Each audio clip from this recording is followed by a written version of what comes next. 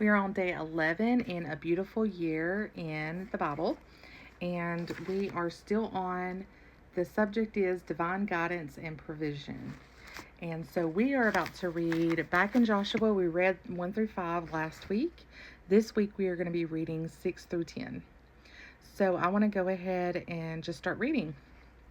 And again, I'm reading the CSB version. Y'all can read New King James, whatever version y'all want to. But this flows a lot better, more like I'm speaking as opposed to trying to read. And so it says, Now Jericho was strongly fortified because of the Israelites, no one leaving or entering. The Lord said to Joshua, Look, I have handed Jericho, its king, and its best soldiers over to you. March around the city with all of the men of war, circling the city one time. Do this for 6 days. Have 7 priests carry 7 ram's horns, trumpets in the front of the ark. But on the 7th day, march around the city 7 times, while the priests blow the ram's horns. When there is a prolonged blast on the horn and you hear it sound, have all the troops give a mighty shout. Then the city wall will collapse and the troops will advance, each man straight ahead. So God has given the instructions to Joshua of what he is to do. So Joshua, son of Nun, summoned the priests and said to them, Take up the Ark of the Covenant and have 7 priests carry 7 ram horns in front of the Ark of the Lord. He said to the troops, Move forward, march around the city, and have the armed men go ahead of the Ark of the Lord. After Joshua had spoken to the troops, 7 priests carrying 7 ram horns before the Lord moved forward and blew the ram's horns. The Ark of the Lord covenant followed them. While the ram's horns were blowing, and the armed men went out in front of the priest who blew the ram's horns, and the rear guard went behind the ark. But Joshua had commanded the troops, Do not shout or let your voice be heard. Don't let one word come out of your mouth until the time I say, Shout. Then you are to shout. So the ark of the Lord was carried around the city, circling it once. They returned to the camp and spent the night there. So they were being obedient to God's divine instruction, right? Then it says, Joshua got up early the next morning. The priest took the ark of the Lord, and the 7 priests carrying 7 ram's horns marched in front of the ark of the Lord. While the ram's horns were blowing and the armed men went out in front of them, the rear guard went behind the ark of the Lord. On the 2nd day, they marched around the city once and returned to the camp. They did this for 6 days. Early on the 7th day, they started at dawn and marched around the city 7 times in the same way. That was the only day they marched around the city 7 times. On the 7th time, the priest blew the ram's horns, and Joshua said to the troops, Shout, for the Lord has given you the city. But the city and everything in it are set apart to the Lord for destruction. Only Rahab, the prostitute, and everyone with her in the house will live, because she hid the messengers we sent. But keep yourselves from the things set apart, or you will be set apart for destruction. So God has given them instructions of what to do. They followed the instructions, and then God had provided provision for Rahab. We read about that through 1 through 5, and she was being provided for and protected, and so he was giving them instructions to take her and her family out. And then he was saying, but warning, do what I say, and keep yourselves from the things set apart, or you will be set apart for destruction. If you take any of those things, you will set apart the camp of Israel for destruction and make trouble for it. For all of the silver and gold and the articles of bronze and iron are dedicated to the Lord and must go into the Lord's treasury. I'm on verse 20. So the troops shouted, and the ram horn sounded. When they heard the blast of the ram's horn, the troops gave a great shout, and the wall collapsed. Woohoo! We all love that part, right? The troops advanced into the city, each man straight ahead, and they captured the city. They completely destroyed everything in the city with the sword, every man and woman, both young and old, and every ox, sheep, and donkey. So they did. They destroyed everybody. They followed that instruction, right? Then Joshua said to the two men who had scouted the land, "Go to the prostitute's house and bring the woman out of there, and all who are with her, just as you swore to her." So the young men, who scouted went in and brought out Rahab and her father, mother, brothers, and all who belonged to her. They brought out her whole family and settled them outside the camp of Israel. They burned the city and everything in it. But they put the silver, gold, and articles of bronze and iron into the treasury of the Lord's house. However, Joshua spared Rahab the prostitute, her father's family, and all who belonged to her, because she hid the messengers Joshua has sent to spy on Jericho, and she still lives in Israel today. Verse 26, and at that time Joshua imposed this curse: "The man who undertakes the rebuilding of this city, Jericho, is cursed before the Lord. He will lay its foundation at the cost of his firstborn. He will finish its gates at the cost of his youngest." So he was trying to he cursed anyone who was to try to rebuild Jericho.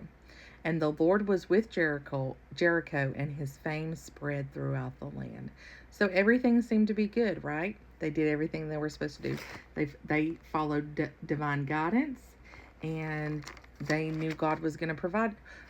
Well, did they know God was going to provide for them? Because we're going to continue to read, and we find out one of the troops, or one of the family members, ended up stealing something. And so from that, you get, did he really believe in the provision that the Lord was going to provide for them? Otherwise, why did he covet the silver and the cloak and all that? So we're going to get to all that. But I made some notes, and I just put, in verse 18, Joshua warns the Israelites to keep themselves from the things set apart, or it would lead to destruction. God has given instructions to us that we are to follow. Thank God we are not fallen into destruction. We have a Redeemer, Jesus Christ, our Lord and Savior. But I went through and made notes following along. Chapter 7, the Israelites had been instructed to destroy all the things from the city, right? We just read that in chapter 6. And they were disobedient. There was one that was disobedient, and God said it would bring trouble to the tribe of Israel, but he comes forward and confesses, and we're going to read about that in chapter 7. So the defeat of Ai. The Israelites, however, were unfaithful regarding the things set apart for destruction. Achan, a son of Carmi, son of Zabdi, son of Zerah, and the tribe of Judah, took some of what was set apart. And the Lord's anger burned against the Israelites. So it didn't just burn against him, it burned against the whole tribe. Joshua sent men from Jericho to Ai, which is near Bethaven, east of Bethel, and told them, "Go up and scout the land." So the men went up and scouted Ai. After returning to Joshua, they reported to him, "Don't send all the people, but send about 2,000 and 3,000 men to attack Ai. Since the people of Ai are so few, don't wear out all of our people there." So about 3,000 men went up there, but they fled from the men of Ai. The men of Ai struck down about 36 of them and chased them from outside the city gate to the quarries, striking them down on the decent. As a result, the people lost heart. Something I noticed that I did not notice before, this is a couple of times that I've read through the chapter, is that God instructed Joshua to defeat Jericho, but I have yet to receive where God had told Joshua to defeat Ai yet. And so this is all Joshua doing it in his own accord, I've noticed. And we can see that they're getting defeated because his anger was kindled against them. He wasn't going to bless them with another victory, right? And so, verse 6, it says, Then Joshua tore his clothes and fell face down on the ground before the ark of the Lord until evening, as did the elders of Israel. They put dust on their heads. O Lord God, Joshua said, why did you ever bring these people across the Jordan to hand us over to the Amorites for the destruction? If only we had been content to remain on the other side of the Jordan. What can I say, Lord? Now that Israel has turned its back and run from its enemies, when the Canaanites and all who live in the land hear about this, they will surround us and wipe out our name from the earth. Then what will you do about then what will you do about your great name? This is what Joshua is saying to God. The Lord then said to Joshua, Stand up. Why have you fallen face down? Israel has sinned. They have violated my covenant that I appointed for them. They have taken some of what was set apart. They have stolen, deceived, and put their things with their They have stolen, deceived, and put those things with their own belongings. This is why the Israelites cannot stand against their enemies. They will turn their backs and run from the enemies because they have been set apart for destruction. I will no longer be with you unless you remove from among you what is set apart. So God is saying, I don't play. I told y'all not to do this, and y'all did it. And now y'all are doomed for destruction unless y'all remove what is set apart. Verse 13, Go and consecrate the people. Tell them to consecrate themselves for tomorrow, for this is what the Lord, the God of Israel, says. There are things that are set apart among you, Israel. You will not be able to stand against your enemies until you remove what is set apart. In the morning, present yourselves tribe by tribe. The tribe the Lord selects is to come forward clan by clan. The clan the Lord selects is to come forward family by family. The family the Lord selects is to come forward man by man. The one who is caught with the things set apart must be burned, along with everything he has, because he has violated the Lord's covenant and committed an outrage in Israel.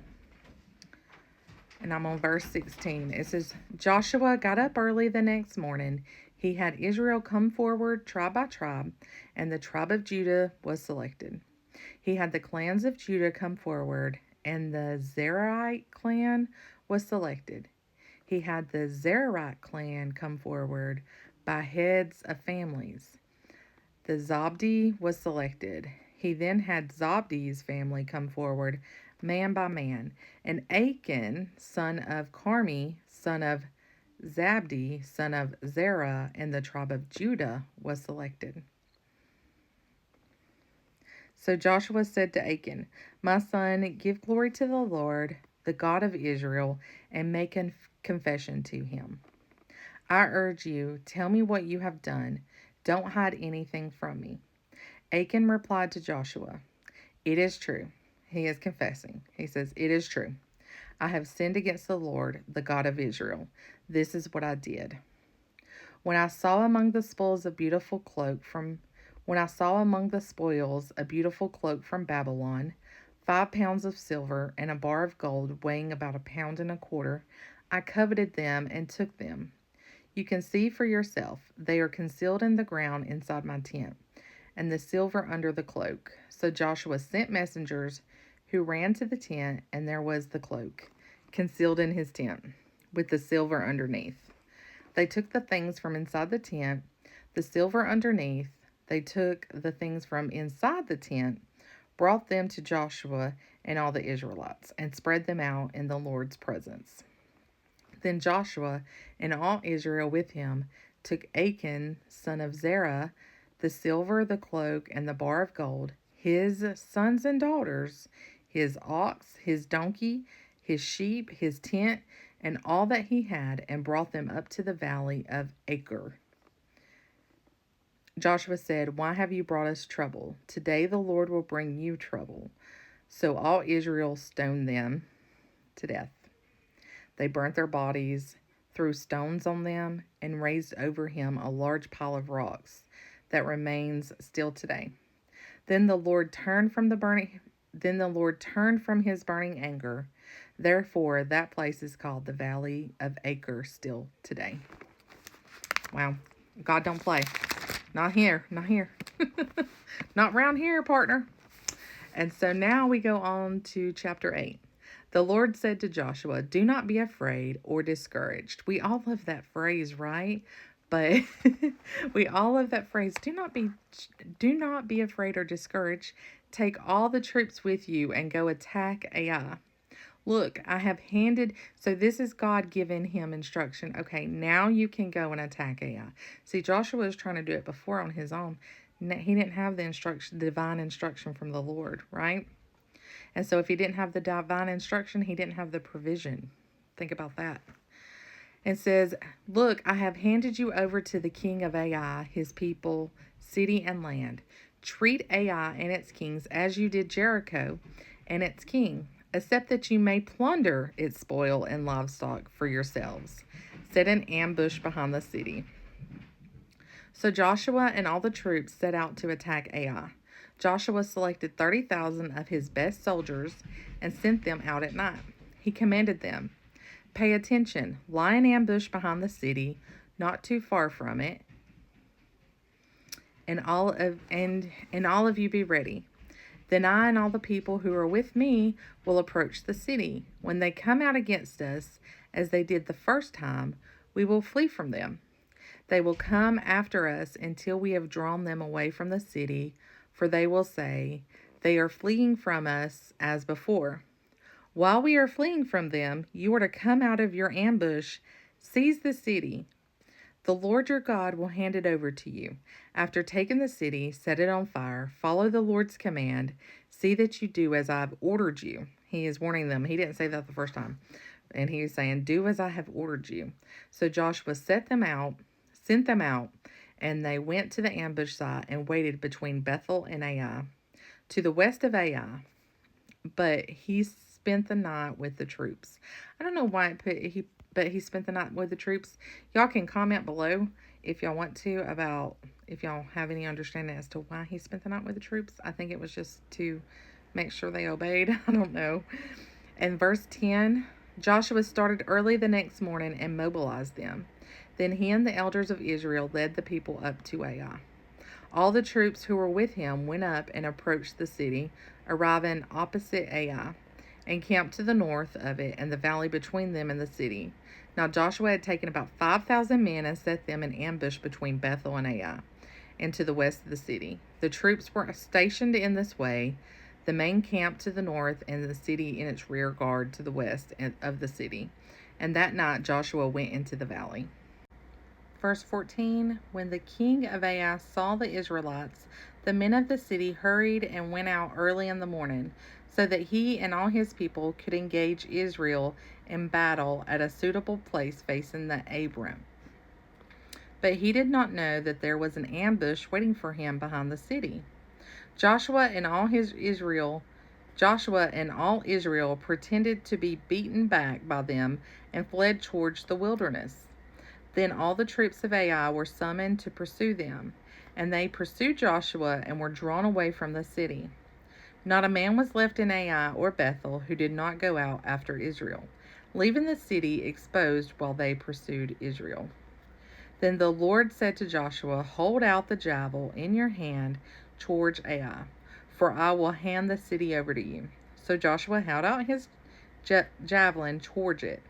When he held out his hand, the men in ambush rose quickly from their position. They ran, entered the city, captured it, and immediately set it to fire. It kind of sounds familiar, right? Do we remember when Moses did that on the when there was a fight? Wasn't it Moses that had to hold his hands up and they had to stand on each side of him and hold his arms up too? So verse 20, the men of Ai turned and looked back, and smoke from the city was rising in the sky. They could not escape in any direction, and the troops who had fled in the wilderness now became the pursuers. When Joshua and all Israel saw that the men in ambush had captured the city, and the smoke was rising from it, they turned back and struck down the men of Ai. Then men in ambush came out of the city against them, and the men of Ai were trapped between the Israelites Israelite forces, some on one side and some on the other. They struck them down until there was no survivor or refugee remained. But they captured the king of Ai alive and brought him to Joshua. When Israel had finished killing everyone living in Ai, I don't know if I'm saying that correctly, but I think it's Ai. When Israel had finished killing everyone living in Ai who had pursued them into the open country, and when every last one of them had fallen by the sword, all Israel returned and struck it down with the sword. The total of those who fell that day, both men and women, was around 12,000. So about 12,000 men and women died. And it says, all of the people of Ai. Joshua did not draw back his hand that was holding the javelin until all of the inhabitants of Ai were completely destroyed. Israel plundered only the cattle and spoil of that city for themselves, according to the Lord's command that he had given Joshua. So we're on verse 28. Joshua burned Ai and left it a permanent ruin. Still desolate today, he hung the body of the king on Ai on a tree until evening, and the sunset Joshua commanded that they take the body down from the tree. They threw it down at the entrance of the city gate and put a large pile of rocks over it, which still remains today. So then the Israelites go in to renew their commitment to the law. They're like, hey, look, we have seen the Lord deliver us twice, right? And the one time he still delivered them even though they were disobedient. But then he let them fail because his anger was still fired against them. So we are going to go on to verse 30. At that time, Joshua built an altar on Mount Ebal to the Lord, the God of Israel. Just as Moses, the Lord's servant, has commanded the Israelites, he built it according to what is written in the book of the law of Moses, an altar of uncut stones in which no iron tool has been used. Then they offered burnt offerings to the Lord and sacrificed fellowship offerings on it. There, on the stones, Joshua copied the law of Moses, which he had written in the presence of the Israelites. All Israel, resident, alien, and citizen alike, with their elders, officers, and judges, stood on either side of the ark of the Lord's covenant, facing the Levitical priest who carried it. Half of them were in the front of Mount Gerizim, and half of them in front of Mount Ebal, as Moses, the Lord's servant, had commanded earlier concerning blessings the people of Israel. Afterward, Joshua read aloud all the words of the law, the blessings as well as the curses, according to all that is written in the book of the law. There was not a word of all that Moses had commanded that Joshua did not read before the entire assembly of Israel, including the women, the dependents, and the resident aliens who lived among them. So I think it was important that that be put in there, because I think Joshua was saying, look, there's no excuse for any of y'all not to be obedient to the Lord's law. He wrote it in stone tablets. There was specific divine guidance that the Lord gave him to do it. I was just sitting here thinking, oh my goodness, I could not imagine. He was having to put the law down on these these uncut stones, and he couldn't use an iron tool. And all the leaders, all the people were standing there just watching him do it. Could you imagine?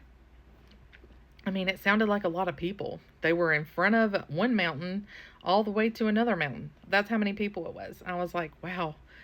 They were just all watching him have to do the law, and that's a long time. So I can just imagine. But then he stood up and he read it aloud to everybody to listen. So now we're going to go on to chapter 9, Deception by Gibeon. When all the kings heard about Jericho and Ai, those who were west of the Jordan in the hill country, in the Judean foothills, and all along the coast of the Mediterranean Sea towards Lebanon, The Hittites, Amorites, Canaanites, Pezerites, Hivites, Jebusites.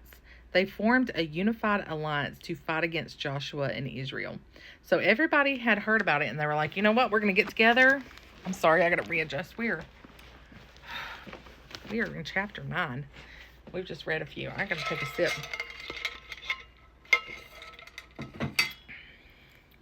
So everybody found out that Joshua had conquered those two cities, Jericho and Ai, and they were like, you know what, we're about to form an alliance and come against you.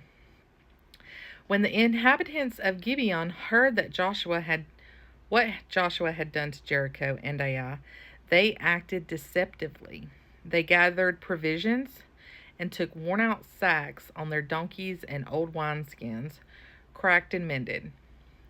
They wore old patched sandals on their feet and threadbare clothing on their bodies. Their entire provision of bread was dry and crumbly. So basically, they were presenting themselves as poor, and they had nothing. They went to Joshua in the camp at Gilgal and said to him and the men of Israel, "We have come from a distant land. Please make a treaty with us." The men of Israel replied to the Hivites, "Perhaps you live among us. How can we make a treaty with you?" They said to Joshua, "We are your servants." Then Joshua asked them, "Who are you and where do you come from?" They replied to him, "Your servants have come from a faraway land because of the reputation of the Lord your God. For we have heard of the fame and all that he did in Egypt, and all that he did in the 2 Amorite kings before the Jordan, King Sihon and Heshbon, and King Og of Bashan, who was with Ashtaroth." Okay, we need to be using the Bible app, reading these names again. So I'm on verse 11. "So our elders and all the inhabitants of our land told us, 'Take provisions with you for your journey. Go and meet them and say, "We are your servants. Please make a treaty with us. This bread of ours was warm when we took it from our houses as food on the day we left to come to you. But see, it is now dry and crumbly. The wineskins were new when we filled them, but see, they are cracked. And the clothes and sandals of ours are worn out from the extremely long journey." Then the men of Israel took some of their provisions, but did not seek the Lord's decision. Oh my goodness. How many times are we going to learn? We got to seek the Lord's decision before we make decisions to do things. So Joshua established peace with them and made a treaty to let them live, and the leaders of the community swore an oath to them. Sounds a lot like somebody joining the church today, right? That's what happens whenever somebody joins the church today. We promise to help them, and they promise to help us, right?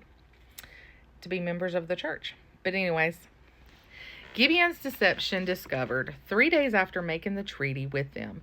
They heard that the Gibeonites were their neighbors living among them. So the Israelites set out and reached the Gibeonite cities on the 3rd day. Now their cities were Gibeon, Cherparith, Baroth, Kiriath Jearim. But the Israelites did not attack them because the leaders of the community had sworn an oath to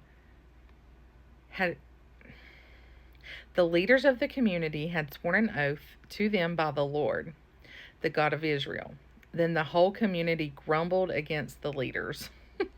All the leaders answered them, "We have sworn an oath to them by the Lord, the God of Israel, and now we cannot touch them.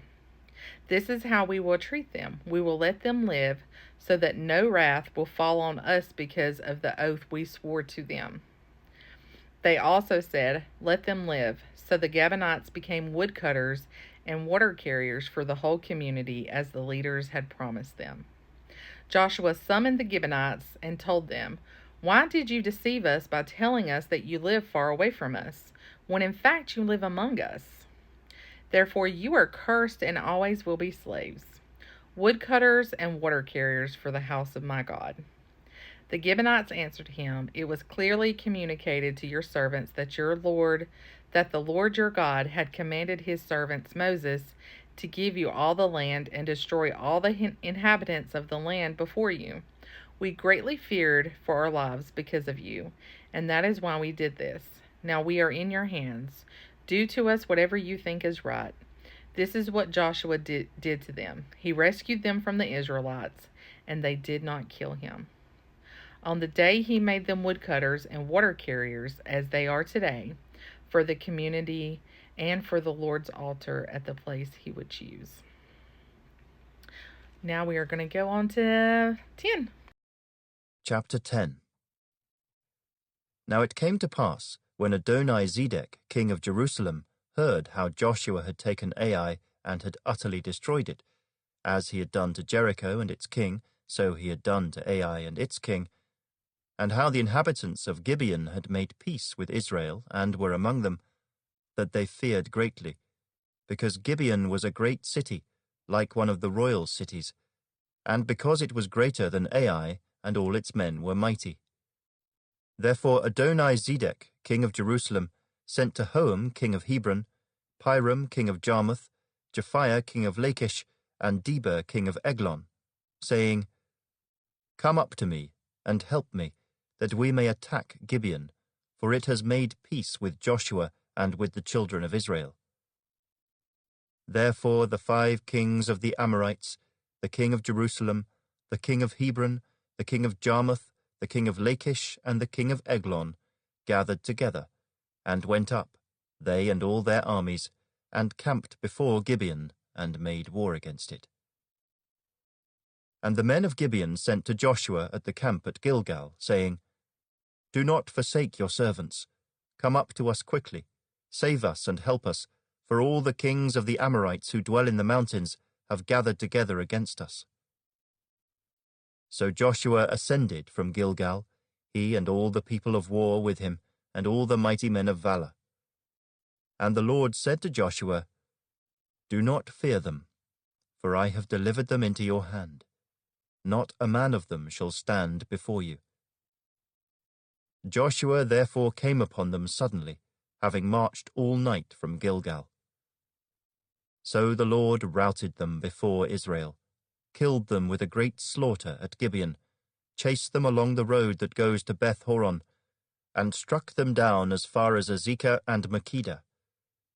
And it happened, as they fled before Israel and were on the descent of Beth Horon, that the Lord cast down large hailstones from heaven on them, as far as Azekah, and they died. There were more who died from the hailstones than the children of Israel killed with the sword. Then Joshua spoke to the Lord in the day when the Lord delivered up the Amorites before the children of Israel, and he said in the sight of Israel, "Sun, stand still over Gibeon, and moon in the valley of Ajalon." So the sun stood still, and the moon stopped, till the people had revenge upon their enemies. Is this not written in the book of Jasher? So the sun stood still in the midst of heaven, and did not hasten to go down for about a whole day. And there has been no day like that, before it or after it, that the Lord heeded the voice of a man. For the Lord fought for Israel. Then Joshua returned, and all Israel with him, to the camp at Gilgal. But these 5 kings had fled and hidden themselves in a cave at Makkedah. And it was told Joshua, saying, "The 5 kings have been found hidden in the cave at Makkedah." So Joshua said, "Roll large stones against the mouth of the cave, and set men by it to guard them. And do not stay there yourselves, but pursue your enemies, and attack their rearguard. Do not allow them to enter their cities, for the Lord your God has delivered them into your hand." Then it happened, while Joshua and the children of Israel made an end of slaying them with a very great slaughter till they had finished, that those who escaped entered fortified cities. And all the people returned to the camp, to Joshua at Makkedah, in peace. no one moved his tongue against any of the children of Israel. Then Joshua said, "Open the mouth of the cave, and bring out those 5 kings to me from the cave." And they did so, and they brought out those 5 kings to him from the cave, the king of Jerusalem, the king of Hebron, the king of Jarmuth, the king of Lachish, and the king of Eglon. So it was, when they brought out those kings to Joshua, that Joshua called for all the men of Israel, and said to the captains of the men of war who went with him, "Come near, put your feet on the necks of these kings." And they drew near and put their feet on their necks. Then Joshua said to them, "Do not be afraid, nor be dismayed. Be strong and of good courage, for thus the Lord will do to all your enemies against whom you fight."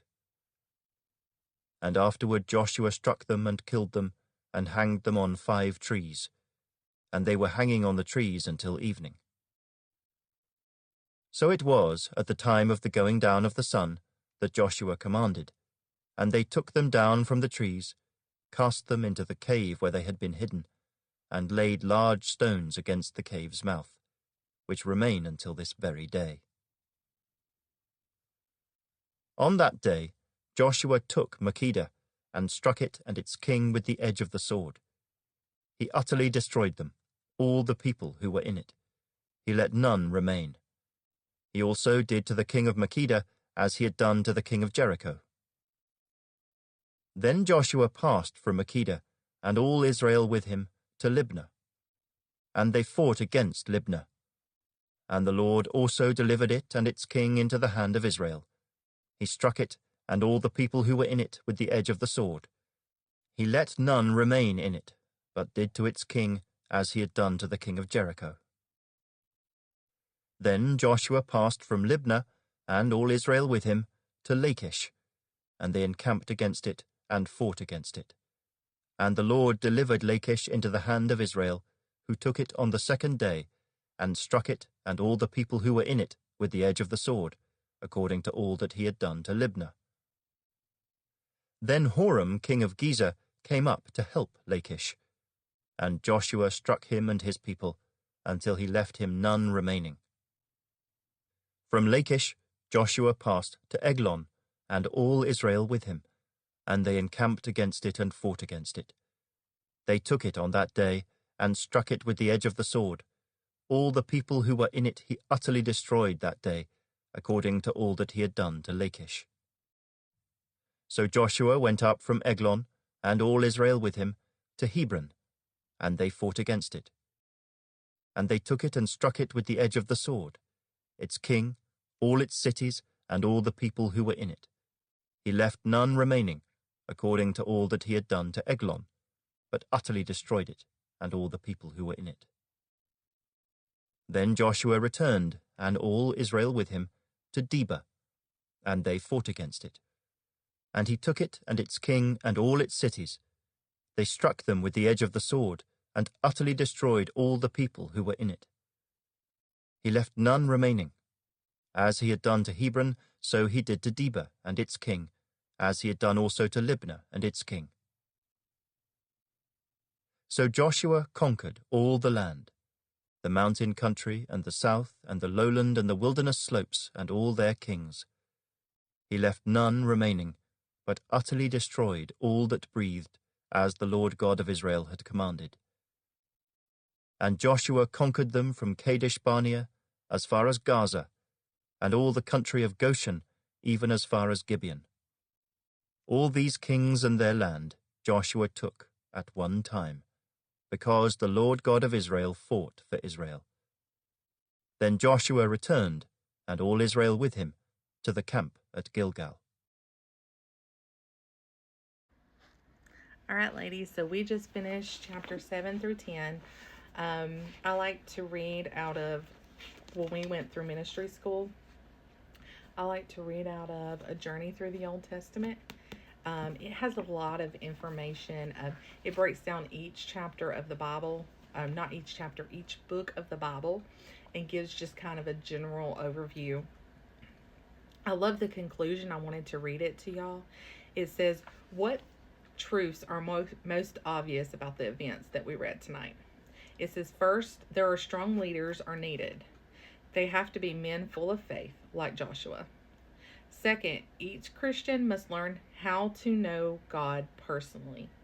Leaders are to guide Christian believers, but they cannot replace one's personal relationship with God. One can go to conferences, to church services, to workshops, but none of these are enough when the going gets really tough. Each individual must prove God for himself and be able to rely on Him completely through faith. That's what we're doing here. We're trying to grow our faith in the Lord, and it needs to be strengthened as we are going through and learning the character of God. It says regular communication with God and obedience to Him will create spiritual health. That's what we're doing. We're trying to create spiritual health here. Each one of God's children has a promised land. This reference is to heaven ultimately, but it also means a land to conquer on this earth and in this present life. Each has a task to fulfill, and each needs God's help and direct intervention. Each has dreams and visions which can come to pass through God's strength and provision and guidance, right? Through these particular tasks and missions, one proves they're either faithful or unfaithful in terms of the special relationship God wishes for each of His children. With trust in God, each one of us can be like Jacob, spiritually strong and full of faith. And I think we're going to end up reading about Caleb, and the same is going to go for him. But we're not there yet. I think that's in the next week. But I hope y'all enjoyed reading about Joshua tonight. I'm sorry I got tired of reading and I had to play the I had to play the Bible app. And I hope y'all learned a little bit about God's divine provision and God's divine guidance. And I hope each one of y'all are seeking God's divine guidance and provision in your lives. I know I am. I think me doing this Bible study every day has helped grow me spiritually so much in my faith, in my walk with the Lord. And I'm just on fire to want to continue. And I hope y'all are on fire to want to continue too. So, y'all let me know though. Y'all comment below. Let me know if you like me reading it and giving commentary as we're going through it. If you like me just playing the Bible, somebody else to read it, the computer thing to read it, and then me just give commentary at the end. Y'all just let me know what you like. And I hope y'all are also looking at the questions because, let's see. I think if after you read Joshua and you went and answered these questions, I think they would be different than they were yesterday. And I encourage y'all to do that. If you've not been following along, the 3 reflect questions are: in what areas of your own life do you desire to see more of God's guidance and direction? Number 2, reflect on the leaders and individuals facing turmoil in each one of these week's passages. What are the qualities that drew them closer to God or pushed them away? That was number 2. And number 3, consider the promises made and fulfilled throughout these chapters. How can these promises continue to bring hope into your life and the lives around you this week? All right. Well, I pray God's blessings over y'all tonight or today, and I hope that y'all have a great day.